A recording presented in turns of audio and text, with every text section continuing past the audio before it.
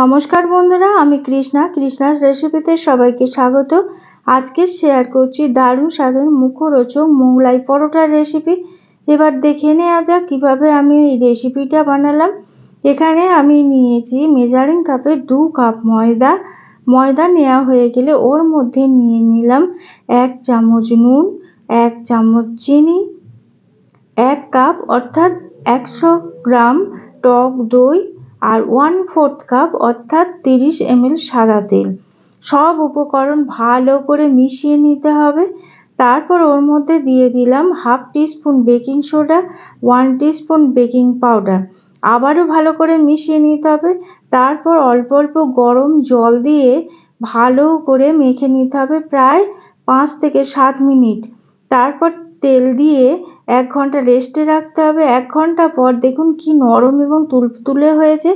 আরও একটু মাখিয়ে নেওয়ার পর একটা বড় লেচি কেটে ময়দা দিয়ে একটা বড় রুটি করে পাতলা রুটি বেলে নিতে হবে। রুটি যত বড় হবে রুটিটা তত পাতলা হবে আর পরোটাটা তত ভালো মুচমুচে হবে। তারপর রুটি বেলা হয়ে গেলে 1 চামচ সাদা তেল দিতে হবে রুটিটার ওপর। হাত দিয়ে ভালো করে রুটিটা চারিদিকে মেখে নিতে হবে। তারপর ওর ওপরে ছড়িয়ে দিতে হবে 1 চামচ ময়দা। আবারও হাত দিয়ে ভালো করে মেখে নিতে হবে। এবার ভালো করে মাখা হয়ে গেলে রুটিটা 4 ভাঁজে ফোল্ড করে নিতে হবে। রুটিটাকে ভালো করে 4 ভাঁজে ফোল্ড করার পর এবার একটা পাতলা চারকোনা পরোটার মতো বেলে নিতে হবে। পাতলা চারকোনা পরোটা বেলা হয়ে গেলে এবার একটা বাটিতে একটা ডিম ভেঙে পরিমাণ মতো নুন, কাঁচা লঙ্কা কুচি, পেঁয়াজ কুচি দিয়ে ভালো করে ফেটিয়ে নিতে হবে। তারপর ওই পরোটার উপরে ডিমের গোলা অল্প অল্প করে ছড়িয়ে দিতে হবে আর সবশেষে পুরো গোলাটা পরোটার মাঝখানে ঢেলে দিতে হবে। এবার আস্তে আস্তে ওই চারকোনা পরোটার এক একটা কোণা আস্তে আস্তে মুড়ে দিতে হবে। আর শেষের দিকটা যখন ফোল্ড করা হবে ওই সময় জল হাত করে ওই রুটিটার ওপরে ড্যাব ড্যাব করে দিয়ে তারপরে মুখটাকে বন্ধ করে দিতে হবে এবং বন্ধ করার সময় নজর রাখতে হবে যাতে একটু ফাঁকা না থাকে, কারণ ভাজার সময় ওই ফাঁকা দিয়ে ডিমের গোলা বেরিয়ে যেতে পারে।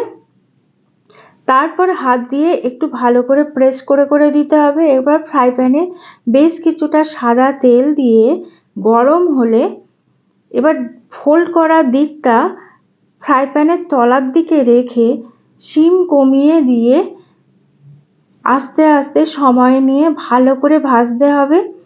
সিম কমিয়ে ভাজলে পরোটাটা সমস্ত ভেতর এবং বাইরে ভালো মুচমুচে ভাজা হবে। আর সিম যদি হাই ফ্লেমে রাখা হয় তাহলে ওপরের দিকটা ভালো ভাজা হবে, ভেতরে কাঁচা থেকে যাবে। এইভাবে 3-4 মিনিট পর পরোটাকে আস্তে করে উল্টে দিতে হবে। আর দেখুন ওপরের দিকটা কি সুন্দর বাদামি রঙের হয়েছে। এইভাবে 2 পিঠ এইরকম বাদামি করে ভেজে নিতে হবে। পরোটাটা যখন এইরকম লাল লাল মুচমুচে করে ভাজা হয়ে যাবে তখন একটা সার্ভিং প্লেটে তুলে নিতে হবে। তারপরে একটু ঠান্ডা হয়ে গেলে একটা ছুরি দিয়ে 4 টুকরো করে কেটে নিতে হবে আর সার্ভ করে নিতে হবে টমেটো সস, পেঁয়াজ আর শসা কুচি দিয়ে কিংবা তরকারি দিয়ে। তো বন্ধুরা, আমার এই রেসিপিটা যদি ভালো লেগে থাকে বাড়িতে একবার ট্রাই করে দেখবেন প্লিজ। আর কেমন হলো কমেন্ট বক্সে জানাতে ভুলবেন না। আমার এই ভিডিওটা ভালো লাগলে শেয়ার করবেন, লাইক করবেন আর আমার এই চ্যানেলের পাশে থাকা বেল আইকনটি প্রেস করে আমার চ্যানেলটাকে সাবস্ক্রাইব করে দেবেন প্লিজ।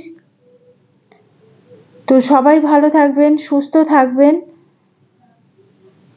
আবার দেখা হবে অন্য কোনো রেসিপিতে। আর আমার এই ভিডিওটা দেখার জন্য অনেক অনেক অনেক ধন্যবাদ। টাটা।